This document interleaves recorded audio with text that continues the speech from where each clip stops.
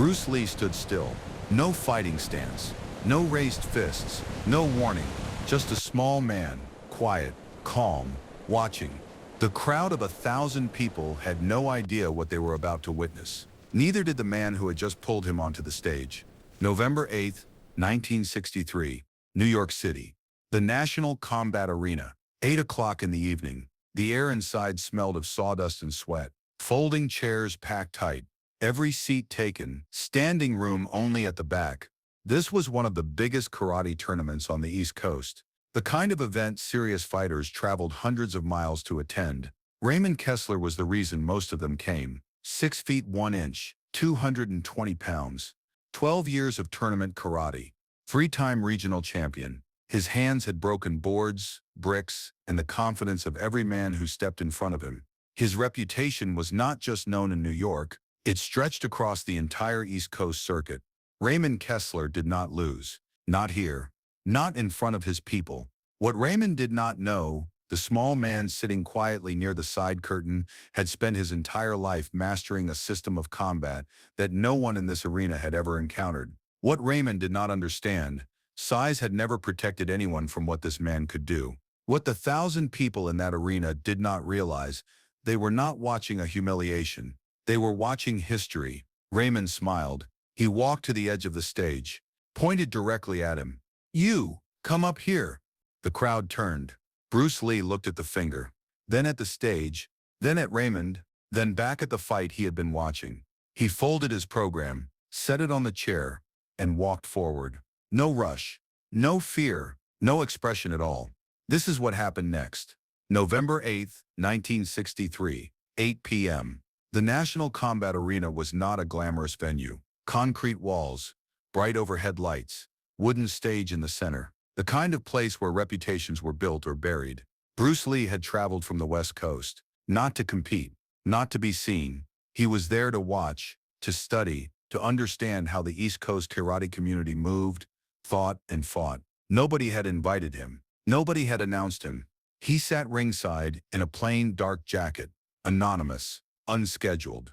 Raymond Kessler, on the other hand, was the entire reason this event existed. The promoters had built the night around him.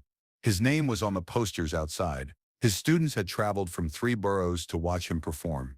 This detail would matter later. Bobby Kane sat in the press row front left. He wrote for Combat Arts Monthly, the most widely read martial arts publication on the East Coast. He had covered Raymond Kessler 3 times before.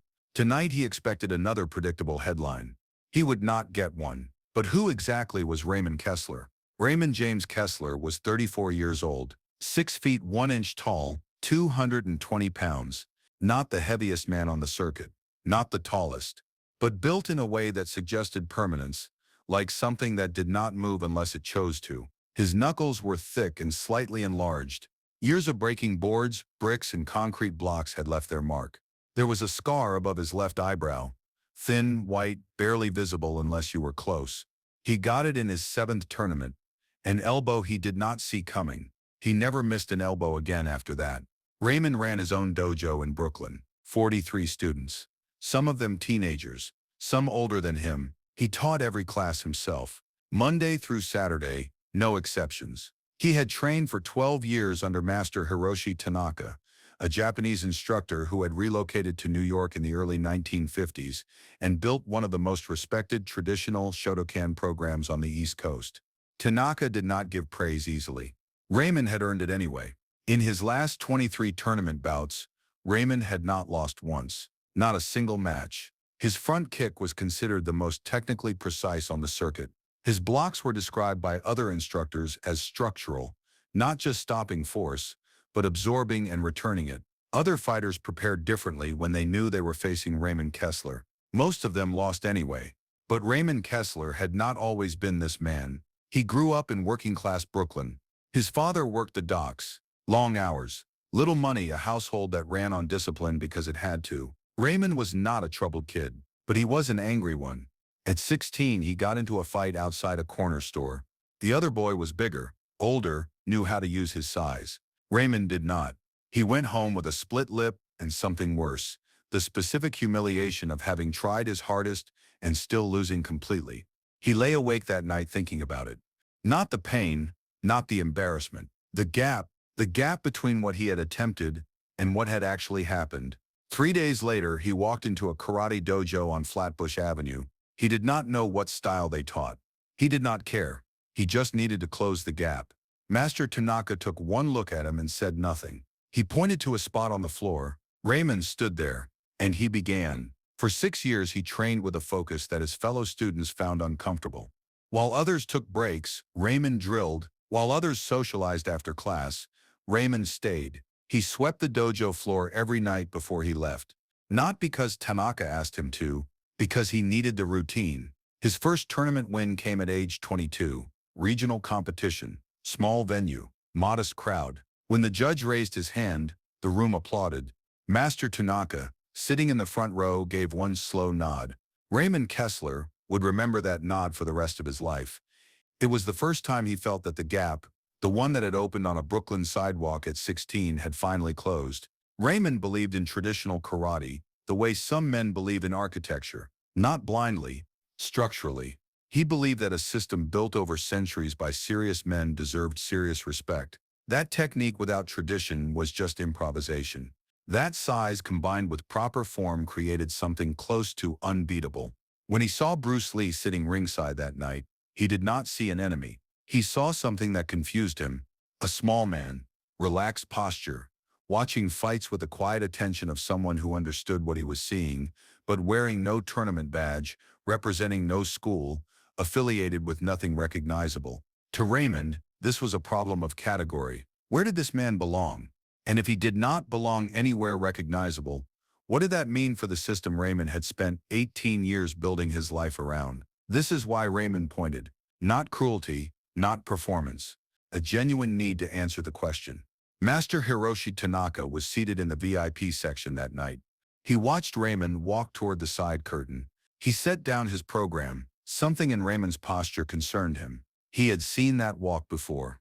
It never ended simply. Raymond walked to the edge of the stage. The overhead lights caught the scar above his eyebrow. Danny Reeves, Raymond's most senior student, seated third row center, straightened in his chair. He had trained under Raymond for 4 years. He had never seen his instructor lose. He had also never seen his instructor do something this unscripted. Raymond pointed. The crowd turned, and Bruce Lee stood up. The stage was 12 feet wide, 8 feet deep, wooden floor, scuffed from the earlier bouts. 2 overhead lights, both slightly too bright. Bruce Lee walked to the center without hurrying. He stood there and looked at Raymond.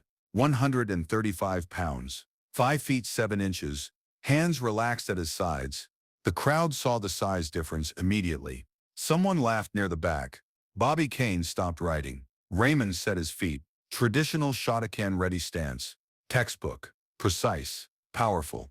He looked at Bruce and said, almost reasonably, I want to show these people what real technique looks like. Bruce glanced at the crowd, then back at Raymond. Real technique, he said quietly, or familiar technique. Raymond's jaw tightened slightly. There is no difference. Bruce tilted his head, just slightly. That is an interesting wall to build. Raymond did not like that answer. He did not fully understand it either. Both of those things made him more certain he was right. You are standing in front of a 3-time regional champion, Raymond said. You should be nervous. Bruce looked at him steadily. I am paying attention, he said. That is better than nervous. The crowd did not know what to do with that exchange. Danny Reeves leaned forward in his seat. Something was wrong. He did not know what yet. Patty Simmons had stepped to the backstage curtain. She saw the 2 men facing each other. She saw the size difference. She assumed she knew how this would end. She was about to be completely wrong. What nobody in that arena understood yet, Bruce Lee was not reading Raymond's words. He was reading Raymond's body. Every shift, every breath, every small adjustment of weight. He had already seen 3 things Raymond was about to do. Raymond saw none of this. He saw a small man who was not afraid enough. He took 1 step forward. His weight shifted. The crowd went quiet. Everything you have heard so far, that was the setup. What happened in the next 3 minutes became legend. This is how it unfolded. Raymond moved first. Front kick, right leg. Textbook launch. Full hip rotation. Devastating in 23 previous bouts. Bruce was not there. Not a block, not a deflection. He simply was not in the path of the kick anymore. One step, slight angle. The kick passed through empty air. Raymond reset. The crowd murmured. He tried again. Different angle, more committed. Same result. Bruce moved like he already knew where the kick was going. Like he had read the decision before Raymond's body had fully made it. Raymond's first doubt arrived. Small, quiet. He pushed it away. He increased his speed. This time he combined front kick into straight punch. His fastest combination. The one that had ended bouts in under 10 seconds. Bruce deflected the punch. Not blocked, redirected, and the force of Raymond's own committed strike pulled his shoulder slightly forward. Raymond felt it. A small loss of structure, gone in a half second. But Bruce had felt it too. He stepped in.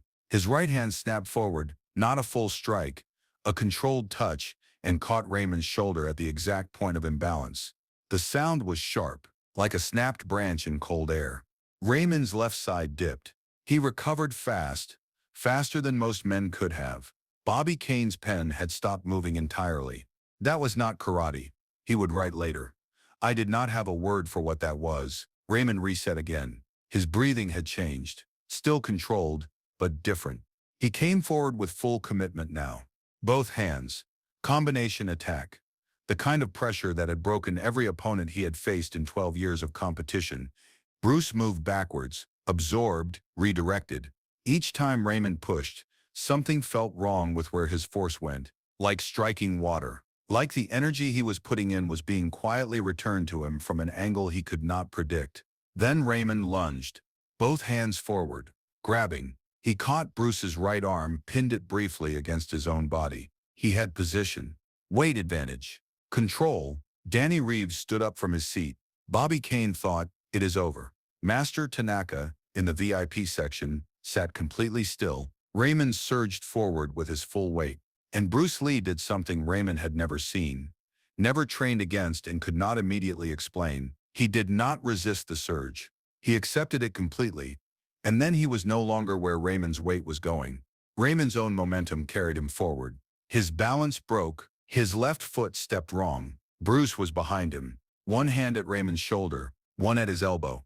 Raymond felt himself controlled, not thrown, not struck, simply redirected into a position from which he could not continue without Bruce allowing it. He stopped. The position was clear. He had lost. Bruce stepped back immediately, hands at his sides. The same position he had started in, 91 seconds. The crowd was completely silent. The fight was over. 91 seconds. Bruce walked to the edge of the stage. Story done. Except, Raymond Kessler was still on one knee, and he was not getting up because he was hurt. He was not getting up because he did not yet understand what had just happened to him. And that question, the one now burning in the center of his chest, would not leave him for a very long time. The silence lasted longer than it should have. 1,000 people in a room. No sound. Raymond Kessler was on one knee on the wooden stage.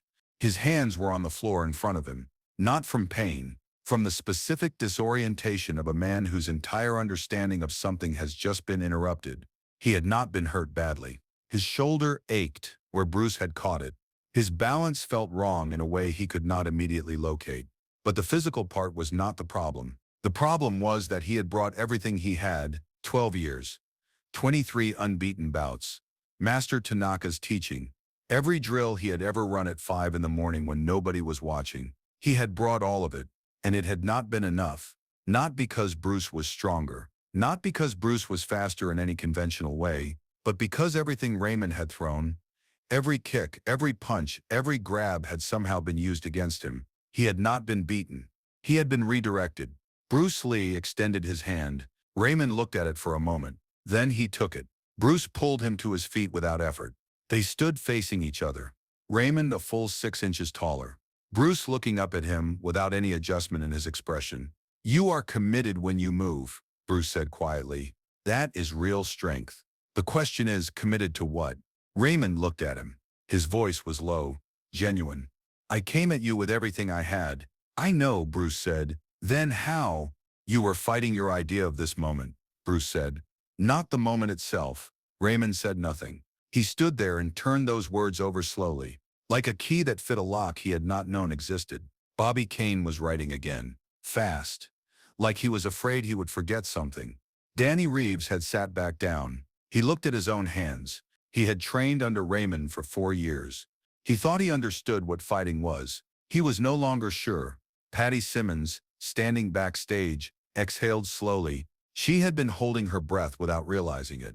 Master Hiroshi Tanaka picked up his program again. He did not read it. He sat looking at the stage. He had taught Raymond Kessler for 6 years.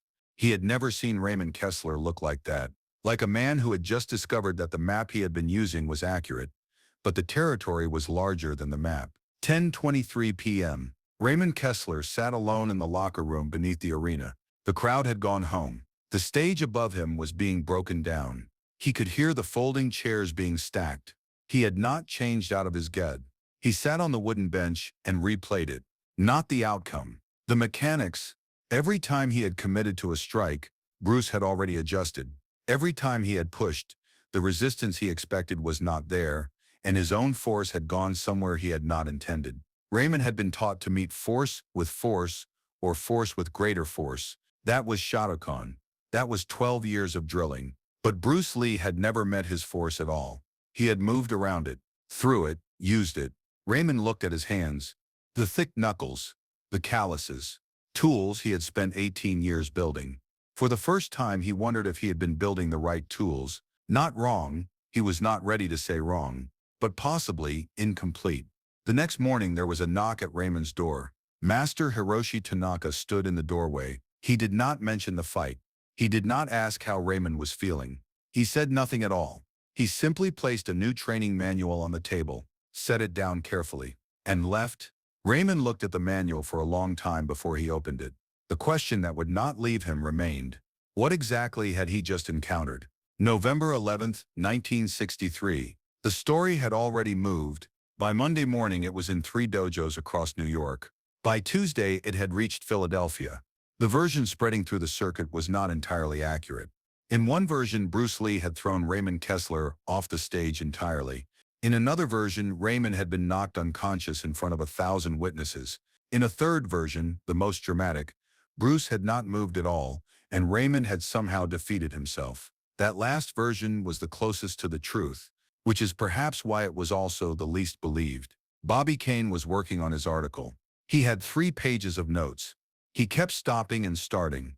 The problem was that he could describe what happened. He could not explain it. Every sentence he wrote felt insufficient. He finally wrote one line at the top of his notepad. The man fought like water. I have never written that about anyone before. He built the article around that line. When it published the following week, it would be the most widely discussed piece Combat Arts Monthly had run in 4 years. Raymond, meanwhile, had made a decision. Not a rematch. He had no interest in a rematch. He wanted to understand. He asked around quietly. Where was Bruce Lee based? Where did he teach? What was this system called? The answer came back: Oakland, California. The system was called Jun Fan Gung Fu. Nobody on the East Coast had heard of it. Danny Reeves found Raymond in the dojo on Wednesday evening.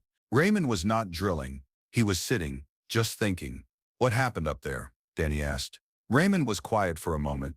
I fought the way I was taught, he said finally. He fought the way the situation required. Those are not the same thing. Danny stayed with that for a second.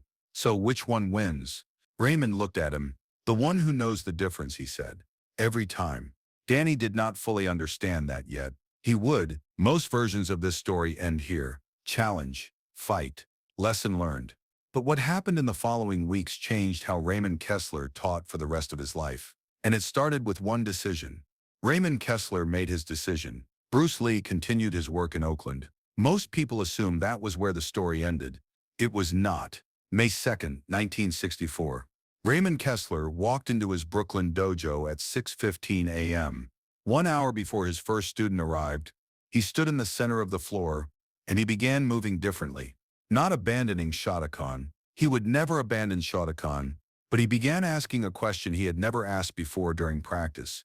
What happens after this strike lands? What happens if it does not?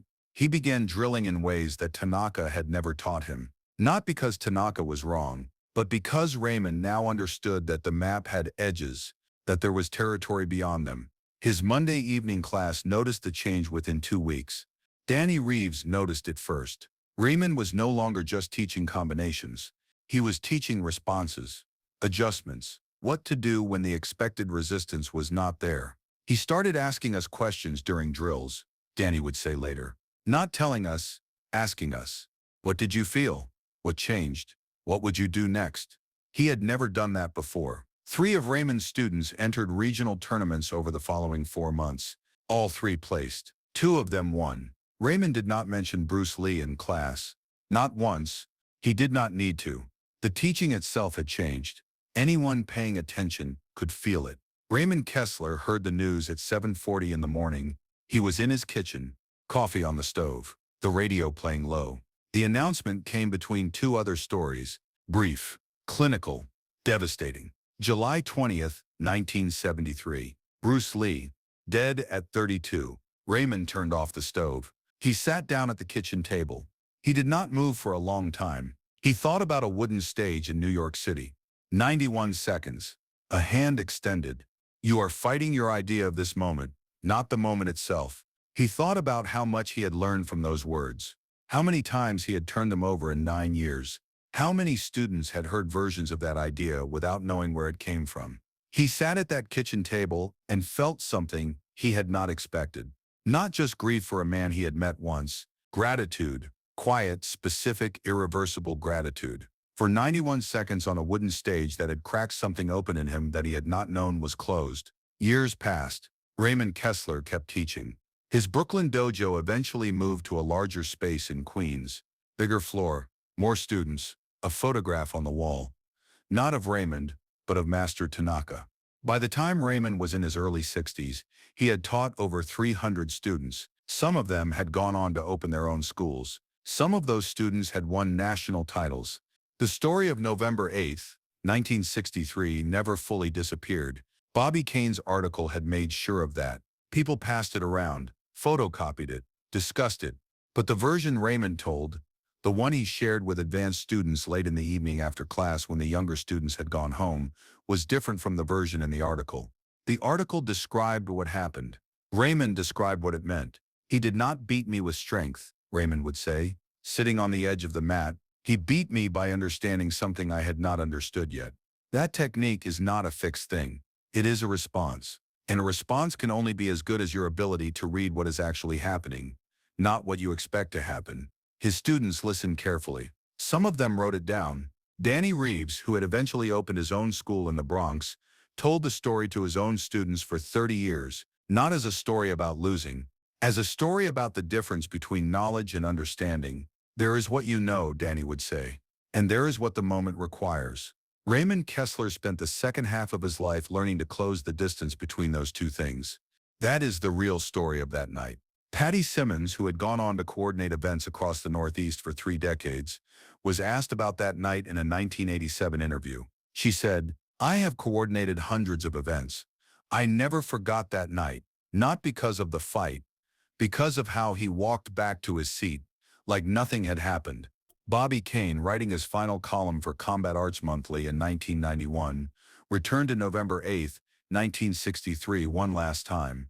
He wrote, "I have covered martial arts for 30 years. I have watched champions and legends, but I have never forgotten a small man standing completely still in the center of a stage while a room full of people underestimated him. Not because of what happened next, but because of what he understood that nobody else in that building did. He was not there to prove anything. He was there to show something. There is a difference. Most people never learn it." 91 seconds. That is how long the confrontation lasted. The lesson lasted the rest of Raymond Kessler's life. And through every student he taught, every class he changed, every question he started asking instead of answers he started giving. It lasted longer than that.